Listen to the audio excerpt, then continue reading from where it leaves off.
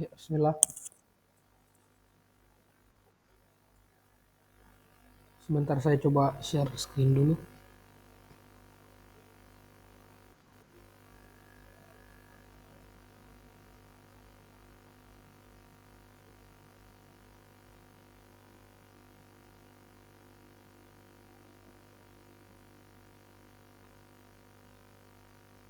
Jelas ini screennya?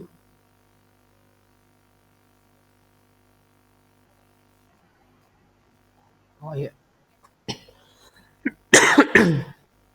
Bismillah. Alhamdulillah, wassalatu wassalamu ala rasulillah, wala hawla wala quwata illa billah, amma ba'd. Kembali kita memanjatkan syukur kita kepada Allah Subhanahu wa taala. Kemudian kita haturkan salawat serta salam kepada baginda Rasulullah sallallahu alaihi wasallam.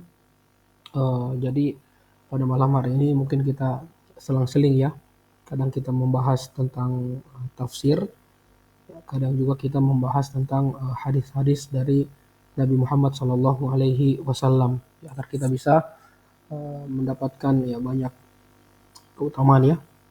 Kembali kita mungkin pekan depannya lagi kita membahas tentang tafsir, kemudian nanti lagi kita akan membahas tentang hadis-hadis Nabi Sallallahu Alaihi Wasallam. Kami tertarik untuk membahas salah satu hadis yang diriwayatkan oleh Abi Hurairah. Wa an Abi Hurairah radhiyallahu anhu anna Rasulullah sallallahu alaihi wasallam qala. Hadis yang diriwayatkan dari Abi Hurairah radhiyallahu anhu bahwasanya Rasulullah sallallahu alaihi wasallam bersabda, ya, Rasul pernah bertanya kepada para sahabatnya, atadruna mal ghibah, ya, tahukah kalian apa itu ghibah? Qalu, maka para sahabat berkata, Allahu wa rasuluhu a'lam. Ya, Allah dan Rasulnya ya lebih mengetahui. Qala, maka di sini Nabi Muhammad sallallahu alaihi wasallam langsung menjawabnya, dzikruka akhaka bima yakrah. Ya, ghibah itu adalah engkau menyebutkan tentang saudaramu apa yang dia tidak sukai untuk disebutkan. Dzikruka akhaka bima yakrah. Engkau menyebutkan tentang saudaramu apa yang tidak dia sukai untuk disebutkan. Qila, nah, kemudian ada sahabat yang bertanya, sahabat yang lain bertanya, ara'aita in kana fi akhi ma aqul? Bagaimana seandainya yang aku ucapkan tentang saudaraku itu benar adanya? Bagaimana menurut engkau wahai Rasulullah? Jadi yang kita ceritakan tentang saudara kita, ya, itu adalah perkara yang benar adanya seperti itu. Maka Rasulullah Shallallahu Alaihi Wasallam menjawab, in kana fihi ma taqul faqad iktabta. Jika apa yang engkau ucapkan tentang saudaramu itu benar, maka itulah ghibah. Ya. Wa in lam yakun faqad bahatta. Ya, kalau tidak seperti itu, maka engkau telah berdusta atas nama dirinya. Makanya dari sini kita bisa simpulkan bahwa tidak ada jalan bagi kita untuk lari ya, dari perkara ghibah ini. Ya, menyebutkan keburukan-keburukan saudara kita. Jika seandainya ya apa yang kita sebutkan kepada saudara-saudara kita itu betul adanya, maka inilah yang disebut dengan ghibah. Dan jika apa yang kita sebutkan kepada saudara-saudara kita itu tidak benar adanya, maka ini adalah dusta. Ya, dan dusta juga merupakan di antara dosa besar. Ya. Kemudian apa itu ghibah? Ya, ghibah itu berasal dari bahasa Arab ya. Kalimat ghaba ya ghibu. Ghaib, ya, sesuatu yang tidak ada. Itu ghaib, ya. Sesuatu yang tidak terlihat. Ya, dalam hal ini, ya, ghibah itu ketika engkau menyebutkan tentang sesuatu yang berkaitan dengan saudaramu yang dia tidak sukai saat dia tidak sedang hadir di hadapanmu. Jadi kalau kita bicara tentang orang ya di belakangnya, kalau seandainya orang itu di depan kita, ya dia tidak suka ya, perkara itu didengar. Nah, karena kita malu-malu mungkin bicara itu di depan dia, kita enaknya bicara itu di belakang dia. Nah, ini yang disebut dengan ghibah. Ya, sebagaimana Rasulullah katakan, "Dzikruka akhaka bima yakrah." Engkau menyebutkan tentang saudaramu apa yang dia tidak suka untuk disebutkan. Ya, patut untuk diperhatikan di sini adalah kalimat akhaka, saudaramu. Ya, saudaramu. Pertanyaannya, apa bisa tidak kita menggibah saudara di sini kan bisa diartikan adalah orang-orang beriman ya. Innamal mu'minuna ikhwah kata Allah Subhanahu wa taala. Sesungguhnya orang-orang yang beriman itu bersaudara. Apakah kita bisa menggibahi orang-orang kafir? Bisa atau tidak?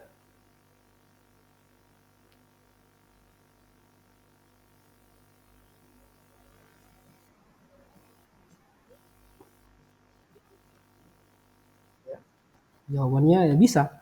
Karena di sini Nabi mengatakan zikruka akhaka bima yakrohu. Ya, kita menyebutkan tentang keburukan saudaramu, apa yang dia tidak suka di belakangmu. Saudaramu, kata akhoka di sini, nah itu berarti adalah kita menyebutkan keburukan-keburukan ya saudara-saudara kita. Adapun yang bukan saudara kita, ya kata Allah Subhanahu wa taala innamal mu'minuna ikhwah. Ya sesungguhnya orang-orang yang beriman itu bersaudara, bersaudara dalam artian seiman ini. Maka selain dari orang mukmin ya bisa digibahi. Ya, kemudian kata ma di sini zikruka akhwaka bima yaitu dalam bahasa Arab disebut dengan isim mausul. Isim mausul yaitu kata ganti relatif. Ya, menurut kaidah usul fikih ketika ada isim mausul di situ, maka ini berarti sebuah keumuman. Ya, sehingga apa saja yang berkaitan dengan saudara kita yang tidak disukai jika itu diketahui oleh orang lain, maka ini kalau kita ceritakan itu di belakang dia itu disebut dengan ghibah. Ya, misalnya ketika kita bercerita kumpul-kumpul dengan orang-orang, kemudian kita menceritakan keburukan saudara kita. Kita katakan misalnya si fulan itu hitam, si fulan itu pendek, si fulan itu misalnya apa istrinya kurang ajar. Nah ini ghibah ya. Ya ini ya adalah yang disebut dengan ghibah. Bahkan pada sesuatu yang bersifat sifat ya. Kita misalnya mengatakan si fulan itu rumahnya jorok. Ya. Si fulan itu rumahnya kotor atau tentang pakaiannya. Ya, si fulan itu misalnya tidak pernah ganti baju. Ya, si fulan begini begini begitu. Nah, ini termasuk dalam ghibah. Kenapa? Karena Rasul berkatakan di sini bima yakrohu. Ma di sini adalah ma al mausula yang berarti semua, ya berarti keumuman. Ya, semua perkara yang tidak disukai oleh saudaramu disebutkan di belakang dia, ya maka ini dikategorikan sebagai ghibah. Yang dikatakan sebagai kebaik ghibah. Ya, ya.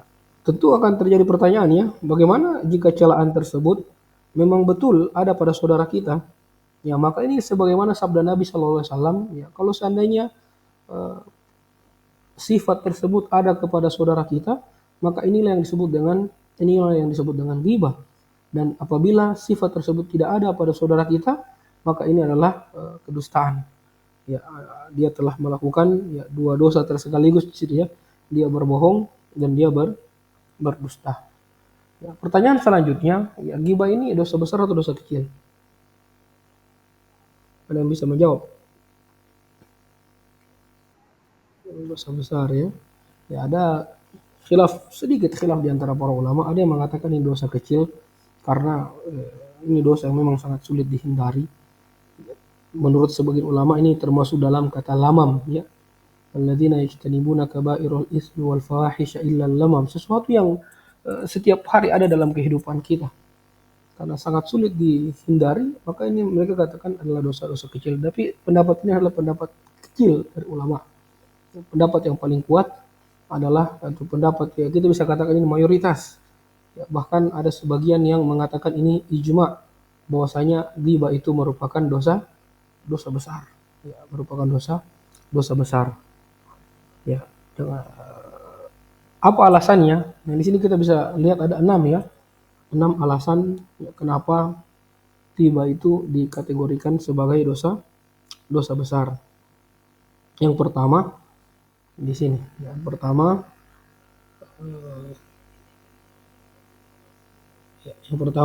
Allah menyebutkan secara khusus dalam Al-Quran tentang jeleknya ghibah. Nah, ini Allah Subhanahu wa taala sebutkan dalam surat Al-Hujurat ayat 12. Allah Subhanahu wa taala berfirman, "Wala yaktab ba'dukum ba'dha ayuhibbu ahadukum ay ya'kula lahma akhihi maitan fakarihtumuh." Janganlah sebagian dari kalian menggibahi sebagian yang lain. Apakah mau salah seorang dari kalian ini makan daging bangkai saudaranya? Tentu itu adalah perkara yang kalian benci. Jadi Allah Subhanahu wa taala dengan tegas di sini memberikan larangan. Allah katakan wala yaktab ba'dukum ba'dah. Janganlah sebagian kalian menggibahi sebagian yang lain. Kita ketahui bersama dalam kaidah usul fikih, ketika ada larangan dalam Al-Qur'an, maka ini berarti adalah sebuah pengharaman sampai datang dalil yang membuat itu tidak haram. Tetapi di sini tidak ada dalil yang menurunkan hukum ghibah ini. Maka kita katakan hukum ghibah adalah sesuatu yang haram. Ya, kenapa? Karena Allah Subhanahu wa taala sebutkan secara khusus dalam Al-Qur'an jeleknya dosa ghibah ini. Allah katakan wala yaktab ba'dukum ba'dah. Ya, janganlah kalian menggibahi sebagian dari kalian menggibahi sebagian yang lain. Yang kedua, ya Allah menggunakan ungkapan apakah kalian suka makan bangkai saudara kalian sendiri untuk menunjukkan kejinya perbuatan ghibah. Ya, padahal ya, banyak sebenarnya ya, kalau seandainya Allah mau, Allah bisa memberikan permisalan dengan misalnya apakah kalian suka memakai bangkai daging sapi. Ya, kita tahu bangkai ini adalah sesuatu yang ya, najis ya, sesuatu yang haram untuk kita makan. Apatah lagi itu bangkai manusia. Nah, ini keharamannya luar biasa. Nah, di sini Allah memisalkan itu. Ya, padahal harusnya banyak sekali permisalan yang Allah bisa keluarkan di sini ya. Mungkin apakah kalian mau makan bangkai ayam, bangkai babi atau bangkai apa? Tetapi di sini secara spesifik Allah mengatakan apakah kalian suka makan bangkai saudara kalian sendiri. Nah, ini menunjukkan kejinya perbuatan ghibah. Ya, dari bagaimana cara mengambil kesimpulan bahwa ghibah ini haram dari ayat ini, dari tentang makan bangkai ini? Ya, kita ketahui bahwa merusak jenazah seorang muslim itu adalah dosa besar. Ya, kita rusak ya, misalnya ada jenazah, kemudian kita bongkar kuburannya, kita rusak tubuhnya dirusak ya, ini adalah perbuatan ya, dosa besar. Nah, apatah lagi kalau sampai memakan bangkainya. Ya, ini dalil menegaskan bahwa ghibah itu merupakan dosa besar. Ya, jadi dari ayat ini juga kita bisa simpulkan bahwa ya, syarat disebut ghibah adalah orang yang digibahi itu tidak hadir di hadapan orang yang menggibahinya, sehingga dia tidak bisa membela dirinya. Nah, ibaratnya mayat ya, mayat itu tidak bisa membela diri.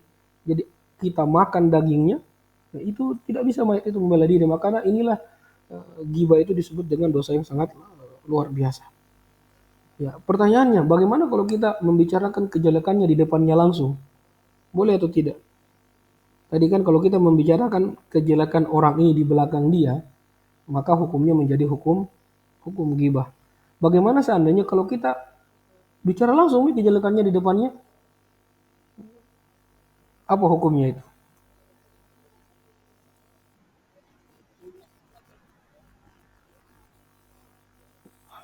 Bukan sesuatu yang tidak kita suka ya.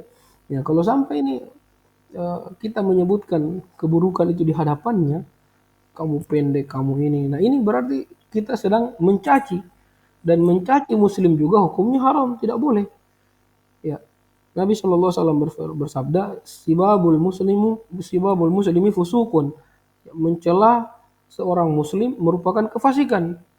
Wa qitaluhu kufrun, dan memeranginya merupakan kekufuran. Makanya memang Islam ini begitu menjaga hak sesama muslim ya, sesama orang Islam itu dijaga benar-benar haknya oleh agama Islam ini ya, dimana ketika kita membicarakan saudara kita itu di belakang kita, itu dikatakan dengan ghibah. Dan ketika kita membicarakan langsung di depannya tanpa adab, ya, tentu kalau kita menyampaikannya dengan beradab, ya tentu dengan misalnya tujuan kita baik untuk mendakwai dia, maka ini boleh-boleh saja. Tapi kalau kita sambil teriak ya kita menggunjing mencela dia, maka ini juga tidak diperbolehkan. Ya, karena Nabi SAW bersabda, "Sibabul muslimi fusukun wa qitaluhu kufrun." Yang mencela seorang muslim merupakan kefasikan dan memeranginya merupakan kekufuran. Ya, kemudian yang ketiga, ya, sebab dosa ghibah ini adalah dosa besar. Ini pemandangan mengerikan di dalam neraka yang Nabi lihat ketika Isra Mi'raj bagi pelaku ghibah. Dalam hadis disebutkan, ya, lamma urija bi marartu biqaumin lahum affarun min nuhas.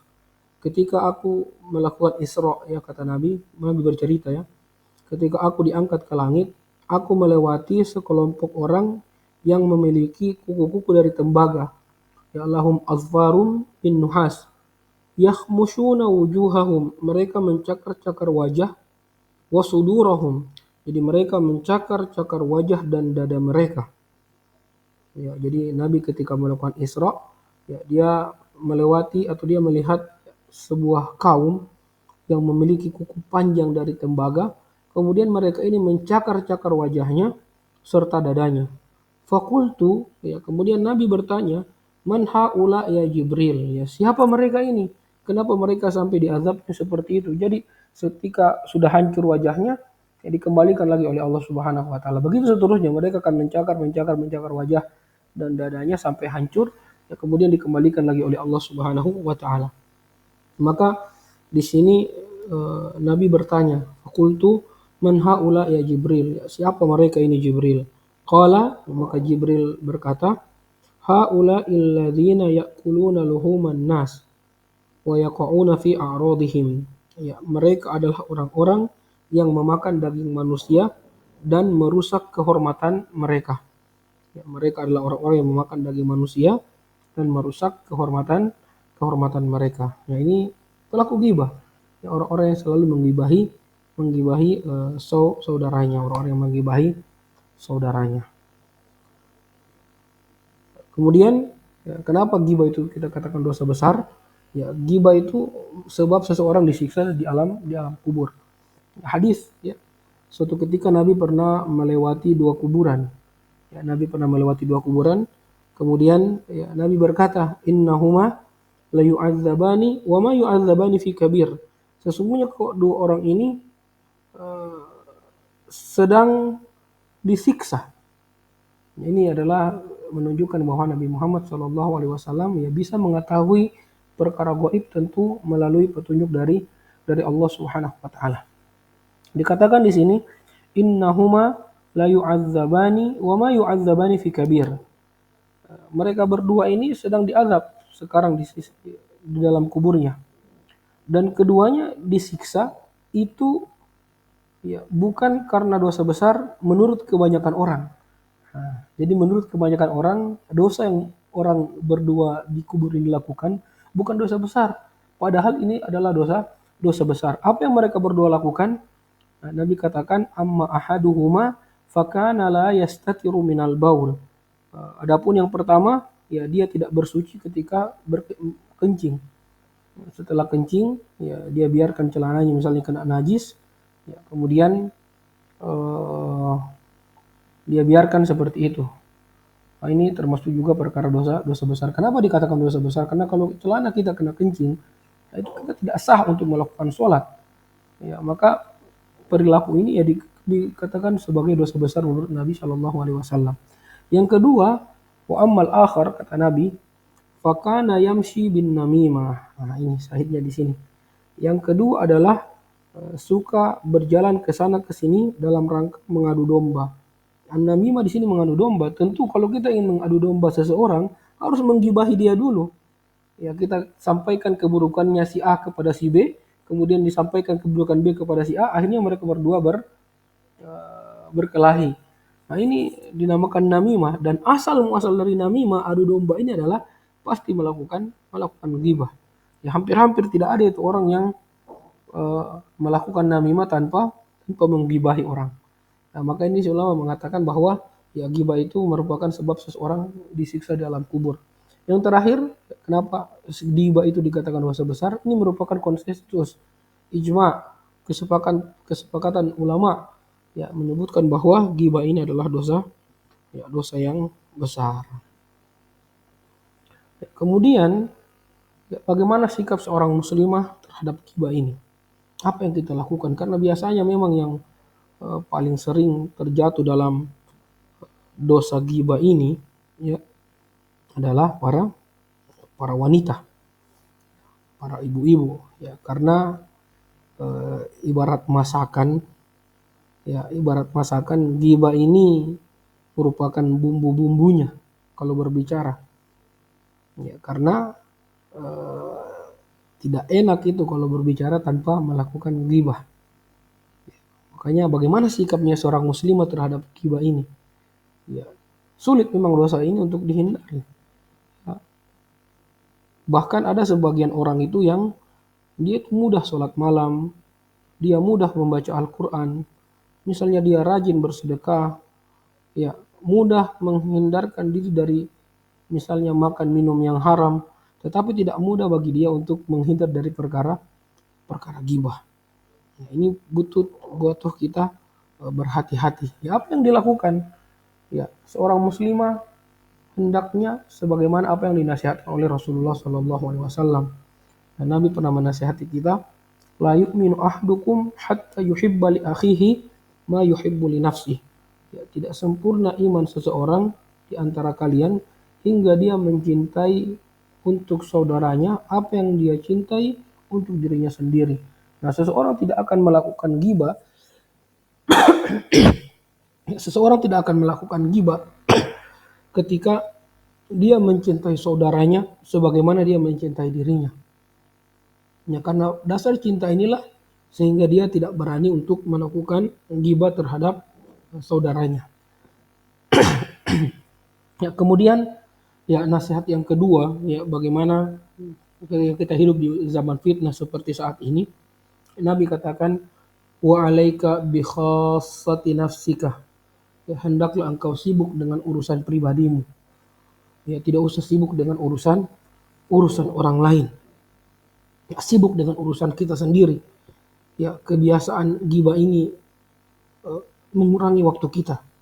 Bukan hanya mengurangi waktu kita, tetapi membuat kita terjebak atau terjerumus dalam perbuatan dosa. Ya, ghibah ini muncul karena dorongan rasa usil sebenarnya terhadap urusan orang lain. Ya, kalau kita ingin mengurus urusan orang lain, datang ke rumahnya, ya tanyakan apakah dia butuh bantuan atau tidak, apa keperluannya.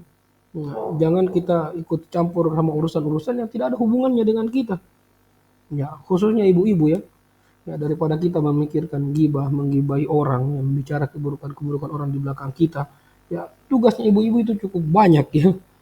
Ya, ibu-ibu itu bertanggung jawab untuk mengurusi suaminya, ya, melayani suaminya dengan baik. Bagaimana bisa misalnya suaminya itu merasa senang, betah di rumah, ya menjadikan rumahnya ini sebagai surga. Ya, kemudian misalnya ketika suaminya keluar rumah, dia rindu untuk selalu kembali. Ya, banyak sekali kesibukannya ibu-ibu ya. Ya, dia harus mengurus anak-anaknya, ya bahkan misalnya membantu anaknya untuk menghafal, membantu anaknya untuk belajar. Di sisi lain ibu-ibu juga ya tersibukkan dengan amalan-amalan ya seperti sholat 5 waktu wajib bagi dia. Ya banyak sekali ya kesibukan dari ibu-ibu ini. Daripada kita mengurusi kehidupan orang lain, yang penting kita sibukkan diri kita kepada urusan-urusan pribadi kita. Karena memang teman-teman sekalian ya penyakit ghibah ini tidak hanya menyerang orang-orang awam, orang-orang yang berilmu pun bahkan kadang terjerumus dalam perkara ghibah ini. Ya, ya, Nabi juga pernah bersabda, ya nasihat ini untuk kita semua, min husni islamil mar'i tarkuhu ma la ya'nihi. Di antara tanda kebaikan Islam seseorang hamba ialah ketika dia meninggalkan apa yang tidak bermanfaat baginya. Jadi kalau antum sudah melihat ada peluang ya ketika saya baca ini, saya nonton ini, saya melihat ini, membuka pintu-pintu untuk kita menggibah seseorang, mending ditutup itu. Sibukkan diri dengan kesibukan-kesibukan yang lebih bermanfaat. ya khususnya misalnya ibu-ibu, ya fokus mendidik anak, di rumah banyak sekali kerjaan daripada kita menghabiskan energi untuk sesuatu yang tidak bermanfaat, bahkan bisa menyebabkan kita terjerumus dalam perbuatan dosa, maka tinggalkan itu. Ya, min husni islamil mar'i tarkuhu ma la ya'nihi. Di antara tanda kebaikan Islam seseorang ialah dia meninggalkan apa-apa yang tidak bermanfaat bagi dia.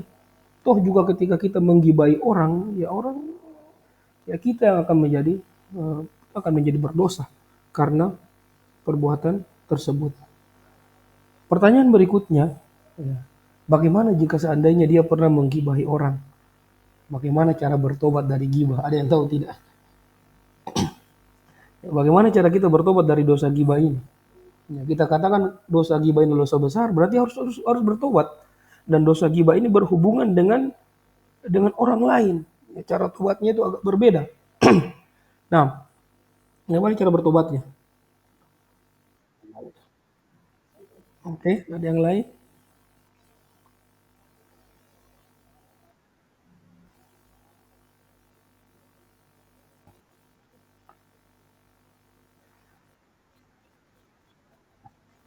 Ya, bagaimana cara kita bertobat dari dosa gibah ini? Ya, Nabi pernah bersabda ya, "Man kanat lahu mazlamatun li akhihi min irdihi aw syai'in falyatahallalhu minhu al-yawm qabla an la yakuna dinarun wala dirhamun. In kana lahu amalun shalih ukhidha minhu biqadri mazlamatihi wa in lam takun lahu hasanatun ukhidha min sayyiati sahibihi fahumila alaihi." Barang siapa yang menzalimi saudaranya baik dengan menjatuhkan kehormatannya atau kezaliman yang lain, hendaklah ia minta maaf dan dihalalkan perbuatan tersebut hari ini sebelum datangnya hari kiamat. Kenapa? Kalau sudah datang hari kiamat, maka itu tidak akan bermanfaat. Ya, Nabi katakan, in kana lahu amalun soleh, seandainya ia mempunyai amal soleh, ya, ukhidha minhu biqadri madlamatihi, maka amal solehnya akan diambil sesuai dengan kadar kezalimannya. Jadi kalau kita punya amalan soleh, kemudian kita pernah menzolimi orang, maka amal soleh kita ini akan diambil ya oleh orang yang kita zolimi. Ya, pertanyaannya, bagaimana jika habis kebaikannya orang ini? Wa in lam takun lahu hasanatun. Nah, karena sering dia menggibah, sering dia menzolimi orang, sudah habis kebaikannya. Ya, Nabi katakan wa in lam takun lahu hasanat. Ketika dia sudah tidak punya lagi kebaikan, ukhidha min sayyiati sahibihi fahumila alaihi. Maka keburukan-keburukan orang yang dizalimi akan dipindahkan kepada orang yang menzalimi ini atau yang menggibah ini. Nah, bagaimana cara kita bertobat dari gibah? Ini ada dua. Kita katakan, yang pertama, jika orang yang kita gibahi tidak mengetahui, ya, kadang-kadang kita itu ya menggibahi orang, dia tidak tahu kalau kita sedang gibahi dia.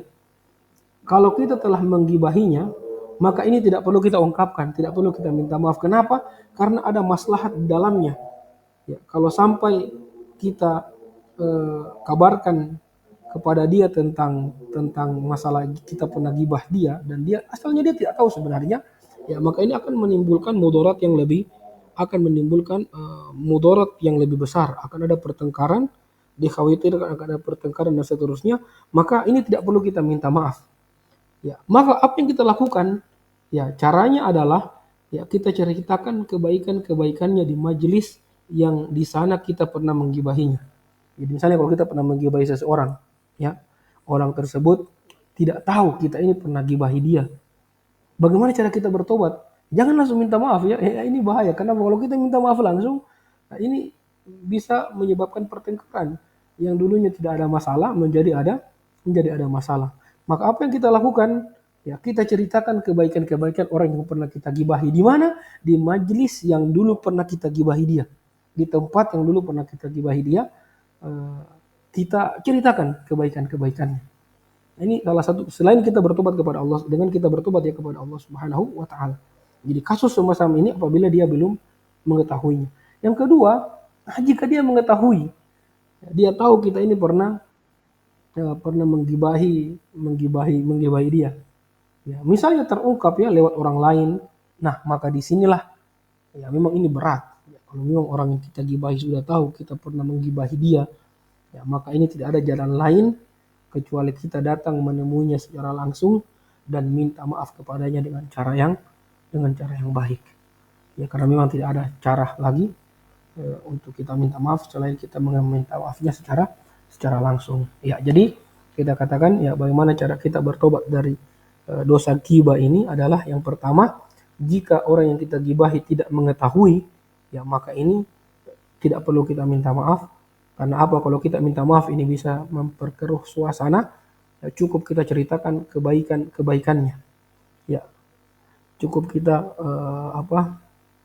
ceritakan kebaikannya di majelis yang dulu pernah kita gibahi dia.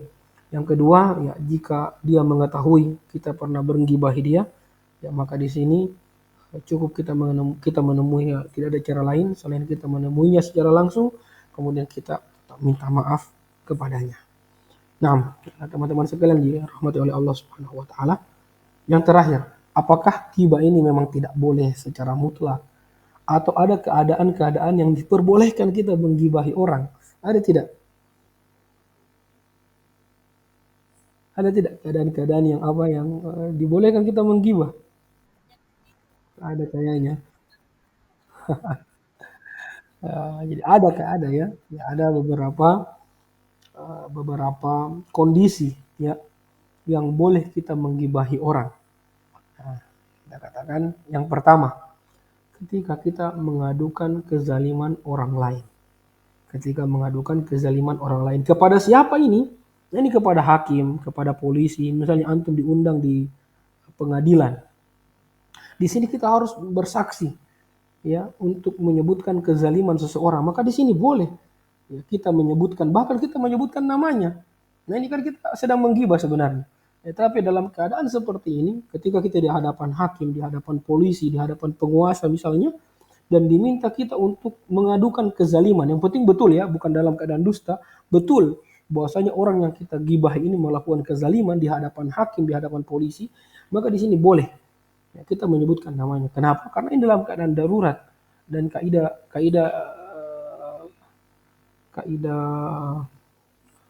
usul ya, kaidah usul yang kita katakan ad-darurat tubihu mahdzurat ya. Kondisi darurat itu bisa menghalalkan perkara-perkara yang haram. Ya, jadi yang pertama 6 keadaan diperbolehkan kita melakukan ghibah.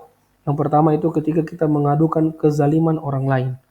Dan ini hanya bisa dilakukan di hadapan penguasa, di hadapan hakim atau di hadapan polisi. Kita mengadukan masanya si fulan ini menzalimi si fulan. Ini kan konteksnya ghibah. Tapi ini adalah ghibah yang diperbolehkan. Yang kedua, ketika kita meminta fatwa pendapat hukum kepada seorang alim. Ya, kadang-kadang di sini kita boleh menceritakan. Ya, walaupun ya alangkah baiknya ketika kita bercerita itu tidak disebutkan namanya secara tegas, dan ini hanya bisa dilakukan kepada ketika kita meminta fatwa. Ya, alangkah baiknya memang ya kita ketika bercerita ya kita tidak ungkapkan siapa namanya. Ya misalnya apa yang harus dilakukan seorang suami yang istrinya melakukan ini dan itu. Ya, padahal yang dia maksud ini istrinya sendiri ya, tapi dia ketika minta fatwa sama ustadz dia menggunakan kata ganti ketiga. Ya, atau misalnya apa sebaiknya yang dilakukan oleh seorang istri yang suaminya melakukan begini begitu. Tetapi ya, ketika dalam kondisi mengharuskan dia menyebutkan nama agar si alim ini bisa mengambil keputusan yang tepat, maka ini diperbolehkan ya. Ya, contohnya ada hadis ya, Nabi sebutkan dikisahkan bahwa suatu ketika Hindun itu mengadukan suaminya Abu Sufyan. Ya, Hindun ini mengajukan suaminya Abu Sufyan kepada Rasulullah.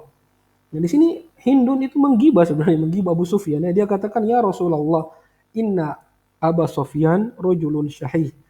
Wahai Rasulullah, sesungguhnya Abu Sufyan itu kikir. Padahal siapa Abu Sufyan ini? Suaminya. Ya, suaminya Hindun. Ya, dia katakan, "Inna Abu Sufyana rajulun syahih. Walaysa yu'tini ma yakfini wa waladi."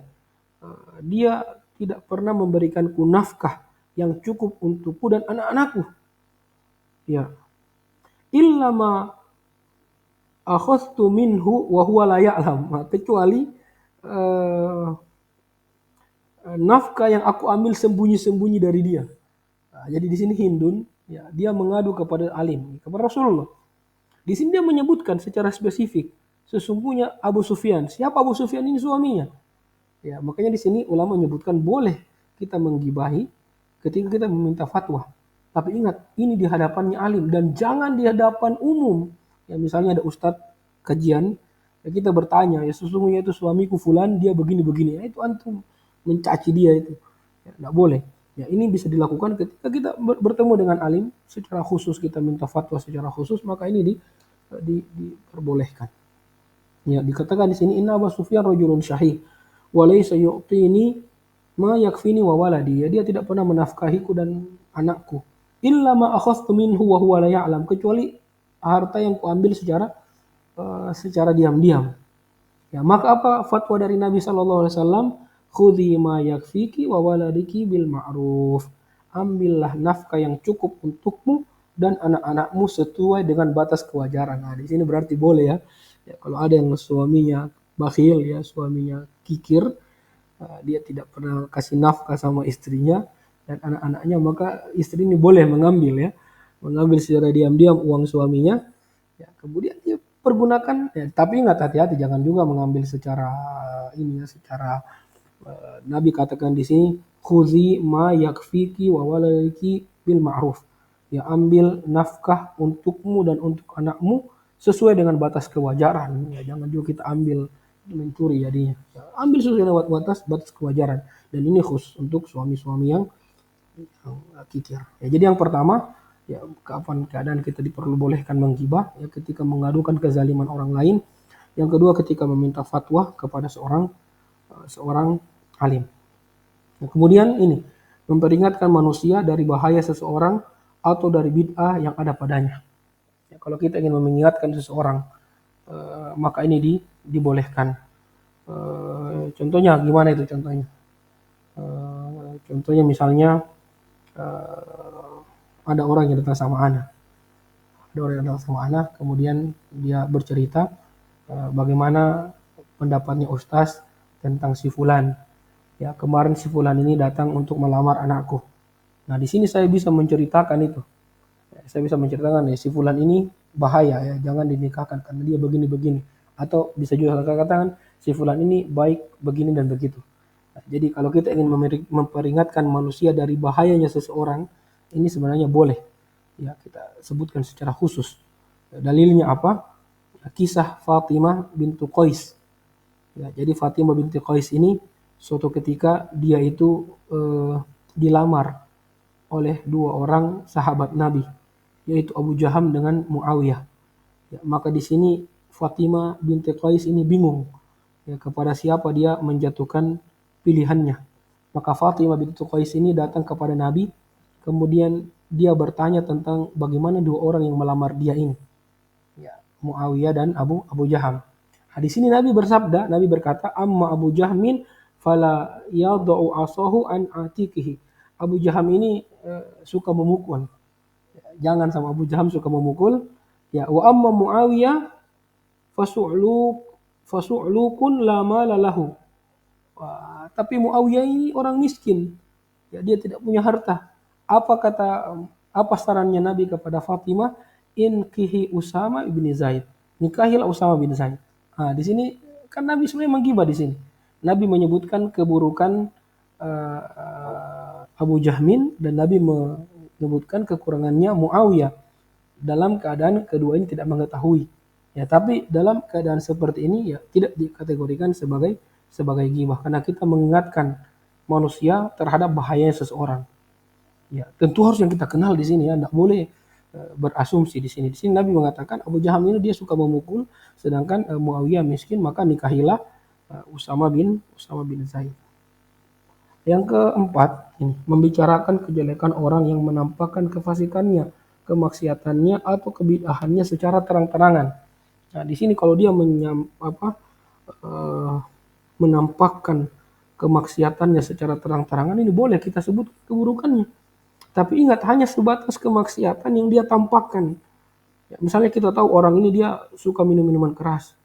Ya sudah, kita ingatkan manusia bahwasanya si fulan ini peminum. Ya, jangan dekat-dekat dengan dia, tidak baik orangnya. Ya, tidak boleh, tapi ingat tidak boleh offside.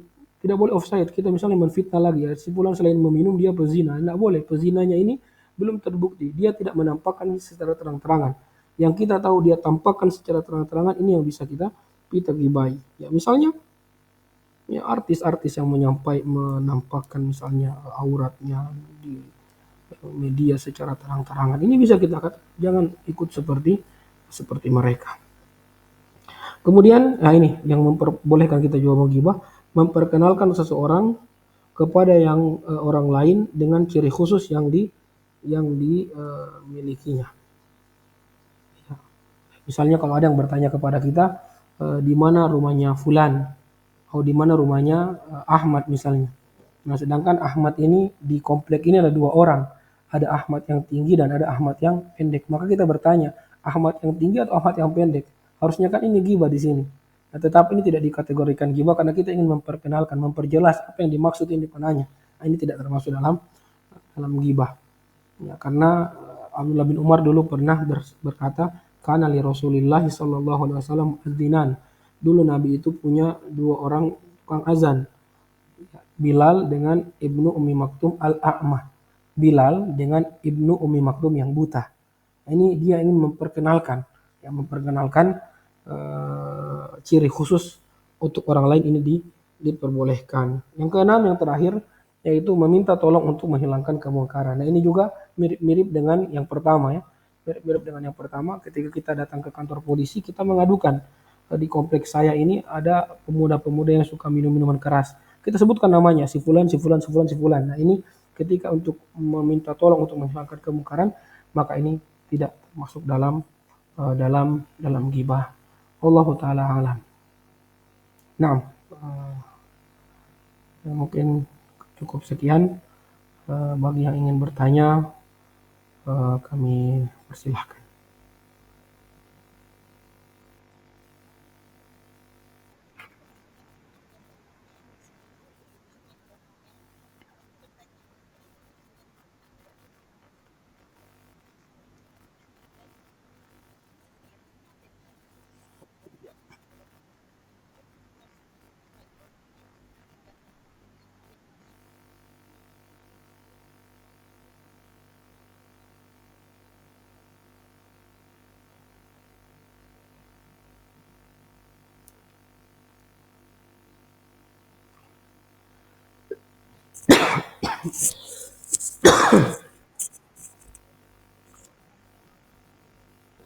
Waalaikumsalam warahmatullahi wabarakatuh.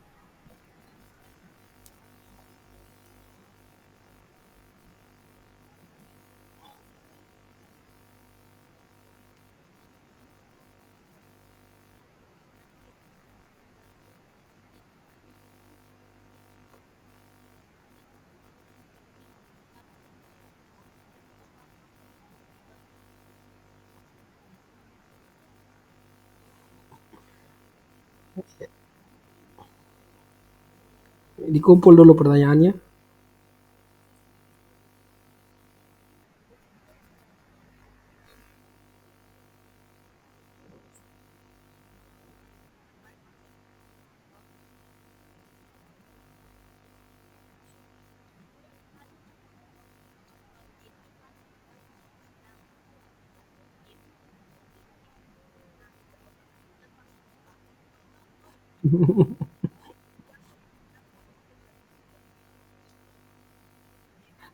Iya.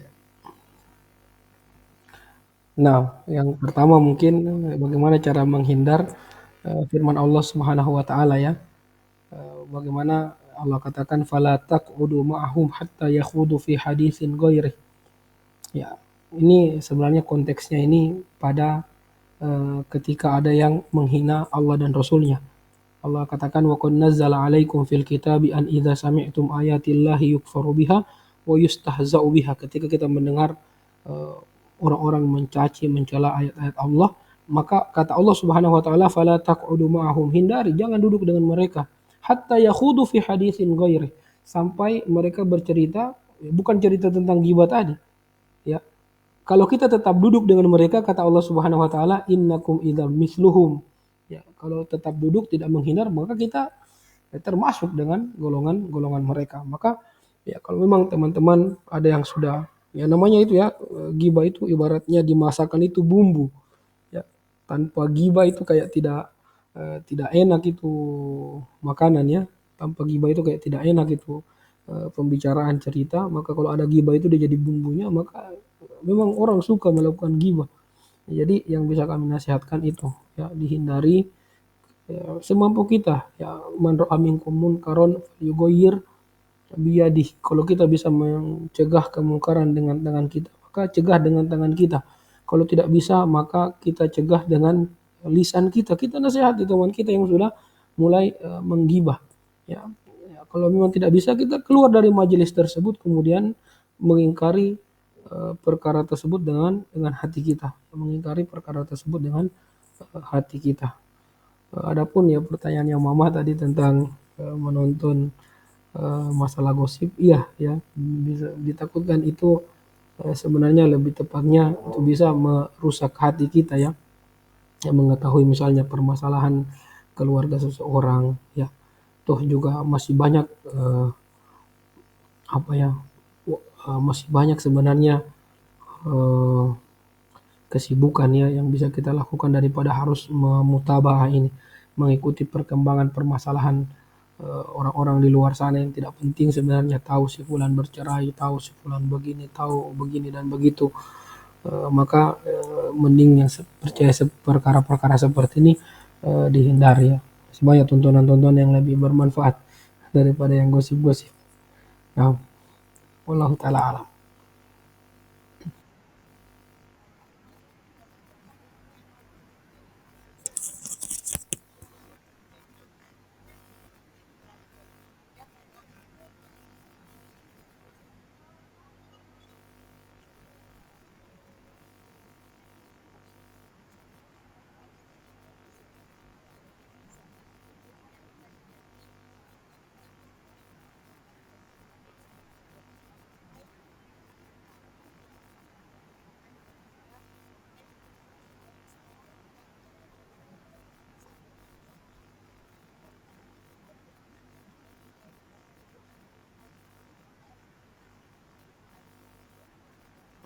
Ya, jadi kalau tadi tulisan ini Anda belum tahu apakah ada hadis penjelasannya. Tetapi kalau menurut hadis yang kita sudah bacakan tadi, ketika dia meninggal dan belum sempat bertobat dan belum sempat minta maaf, maka ini akan menjadi kezoliman yang akan dia bawa nanti di hari kiamat. Ya Nabi katakan man kana lah madzlama falyatahallal minhul yaum qabla an ya'ti yauman la yanfa'u dinar wala dirham. Ya, Nabi katakan jika seandainya kita pernah menggibahi, pernah menzolimi seseorang, maka halalkan itu pada hari ini. Minta maaf pada hari ini. Ya, sebelum datang nanti hari di mana itu tidak akan bermanfaat maaf. Ya, mungkin ya dosa ini tidak bisa dimanfaat dan tidak bisa ditebus ketika dia tidak belum minta maaf dan belum bertobat. Wallahu taala alam. Yang kedua, ya bagaimana cara menebus dosa gibah? Ya, tadi kita sudah sebutkan ya, ada dua cara. Cara kita bertobat dari gibah. Yang pertama, jika orang yang kita gibahi itu tidak tahu kita menggibahi dia, nah ini tidak perlu kita minta maaf. Kenapa? Kalau kita minta maaf langsung, nah ini bisa menjadi mudaratnya lebih besar.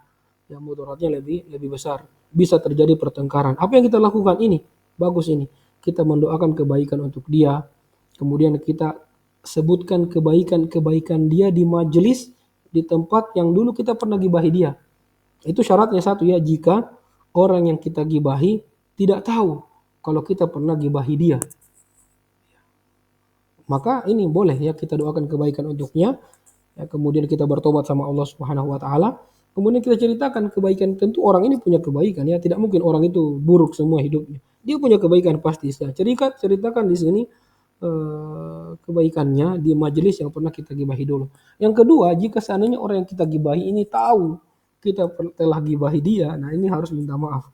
Ya, tentu dengan cara-cara yang kita datang bawa hadiah untuk dia. Karena kata Nabi SAW, tahadu tahabu.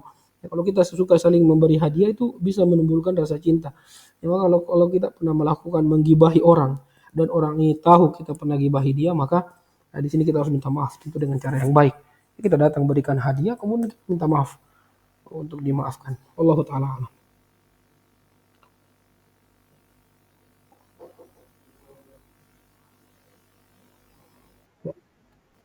Ada lagi?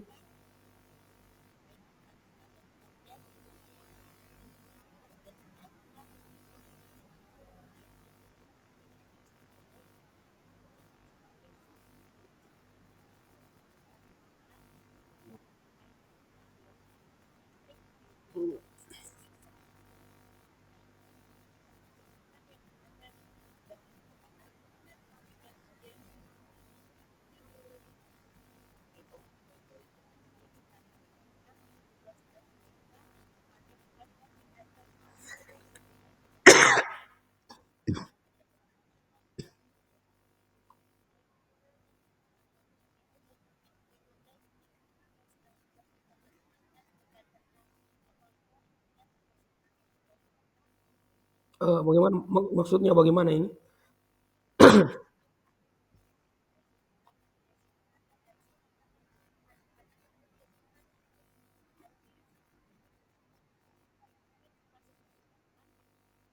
Ya makanya kembali tadi ke hadis itu ya, karena gibah ini kita sudah sepakat tadi ya, walaupun ada khilaf di antara para ulama apakah dia dosa kecil atau dosa besar, ini konsensus ya sudah menjadi ijma kesepakatan ulama bahwa gibah ini adalah dosa besar. Nah, jadi ketika kita mengetahui di sebelah kita ada orang yang menggibah, tentu kita mengetahui secara pasti ya dia sedang menggibah, maka berlaku kepada kita itu dalil hadis tadi. Eh, Ya man ra'a minkum munkaran falyughayyir biyadihi ya fa in lam yastati fa bilisanihi fa in lam yastati fa biqalbihi fa huwa adhaful iman. Ya hati-hati ya, ya Allah katakan kita ini umat terbaik kuntum khairu ummatin ukhrijat linnas. Ya, apa syarat menjadi umat yang terbaik itu? Ya ada tiga saja, ta'muruna bil ma'ruf wa tanhauna 'anil munkar wa tu'minuna billah. Umat terbaik itu ciri-cirinya tiga. Yang memerintahkan kepada yang ma'ruf, yang kedua dia mencegah kepada kemungkaran, yang ketiga dia beriman kepada Allah. Nah, sekarang ini sangat kurang orang yang mencegah kepada kemungkaran. Ya, maka ini kesempatan untuk yang penanya ya, untuk mencegah kemungkaran tersebut. Bisa jadi orang yang sedang menggibah ini dia tidak tahu kalau gibah itu adalah dosa besar. Ya, karena memang ya ulama yang mengatakan gibah itu dosa kecil karena gibah ini sudah menjadi apa ya? Menjadi umum. Ya, karena kan itu jadi lamam kata-kata ulama mereka ya. Alladzina yajtanibuna kabairal ismi wal fawahisha illa lamam. Jadi kayak apa ya? Kayak misalnya ketika kita keluar rumah kemudian kita melihat sesuatu yang tidak dihalalkan kepada kita, ini kan sudah jadi lamam itu. Itu dosa kecil sebenarnya pandangan-pandangan yang tidak pandangan-pandangan mata yang tidak disengajai. Ya, nggak mungkin kita keluar di rumah terus menunduk terus, ya, kita yang celaka nanti. Nah, itu ulama mengatakan seperti itu lagi sebenarnya sekarang. Sesuatu yang sulit dihindari. Tapi alasan seperti itu tidak bisa diterima karena ya kita sudah sebutkan tadi 6 alasan. Ya, dalil yang sangat kuat bahwa ghibah itu hukumnya haram. Nah, jadi ya tugas kita adalah mengingatkan. Ya. Atau paling tidak kalau kita kelemah imannya, ya sudah kita menjauh dari situ kemudian mengingkari dengan hati. Wallahu a'lam.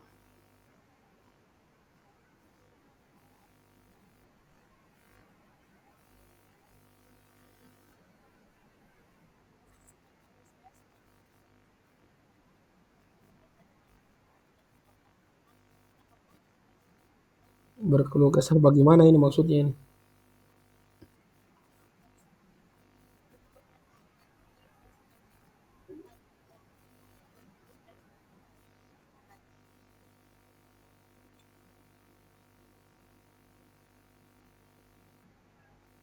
Apa apa contohnya ini berkeluh kesah bagaimana itu maksudnya berkeluh kesah?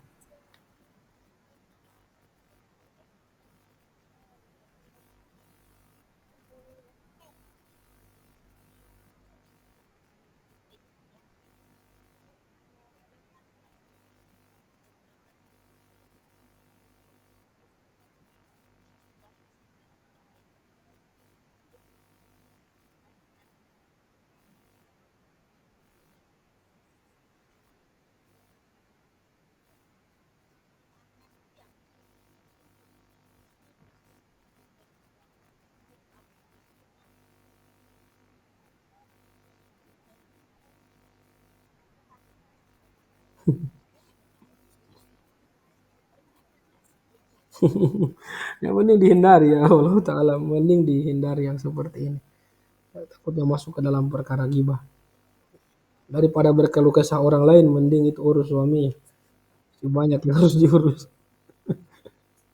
Takutnya masuk dalam perkara ghibah ini, takutnya masuk dalam perkara perkara ghibah. Ngapain kita berkeluh?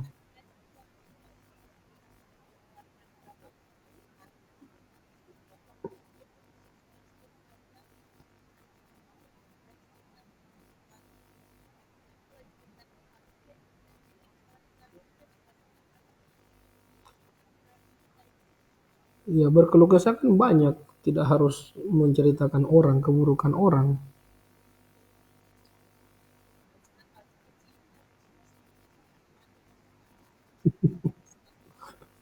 Mending dihindari ya, mending dihindari. Wallahu taala alam.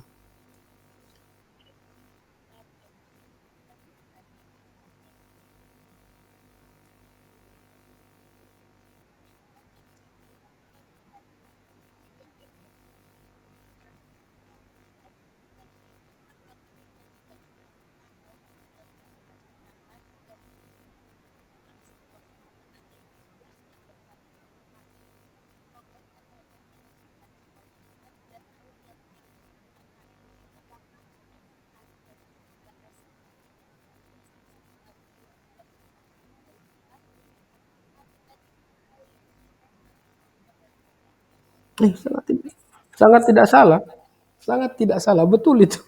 Seperti itu ya, makanya Ummu Afif itu dilarang buat kumpul-kumpul dengan tetangga. Ya, kadang-kadang kita menghindarkan diri dari kemudaratan ya, walaupun memang perkumpulan ibu-ibu itu tidak selamanya menggibah. Ya, mungkin kadang-kadang bicara tentang bisnis atau apa ini dibolehkan. Tapi kalau kita tahu ini sudah masuk ke dalam perkara-perkara menceritakan kejelekan-kejelekan orang, ya maka ini tidak diperbolehkan. Kecuali ada itu yang istisna ya, ada pengecualian yang enam tadi itu. Ya, misalnya ketika ibu-ibu berkumpul, dia menceritakan tentang keburukan seseorang yang memang dia tampakkan itu depan umum. Contohnya misalnya ya, misalnya si fulan ini dia artis ya, dia tampakkan itu di depan umum, dia punya kemungkaran dan tujuan kita bercerita ini untuk jangan sampai kita jadi seperti dia. Ini boleh dengan syarat tadi ya tidak boleh offside. Cuma kadang-kadang itu ibu-ibu offside. Dia tahu satu fakta, dia tahu satu fakta, betul faktanya ini bahwasanya si fulan ini misalnya peminum, suka minum minuman keras. Dari mana dia tahu? Karena si fulan ini menampakkan hal tersebut di depan umum. Nah, tapi masalahnya biasanya itu kita offside. Ya, mulai dari yang kita tahu secara pasti dia peminum. Jadi yang bisa kita gibahi itu adalah kemaksiatan yang memang dia tampakkan itu secara gamblang di depan depan umum. Yang masalahnya kita sering offside. Yang kita tahu dia peminum tiba-tiba masuk ke masalah keluarganya, masuk kepada ayahnya, masuk kepada fulan dan fulan. Ini sudah tidak diperbolehkan lagi. Nah, jadi kalau memang antum melihat eh, ibu-ibu yang tidak boleh ya, maksudnya tetap kita harus bersosialisasi. Tapi kalau memang majelisnya di situ majelis yang penuh dengan gibah, maka itu sangat benar ketika kita membatasi ya membatasi kita untuk jangan terjerumus dalam perkara perkara gibah. Wallahu taala alam.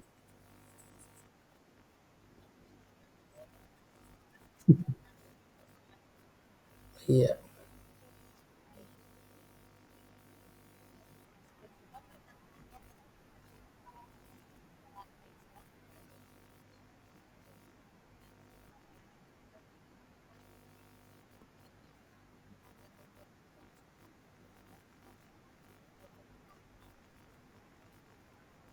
Jadi kalau ada pertanyaan tambahan ya bisa lewat di grup ya, di grup yang dibuat Umum.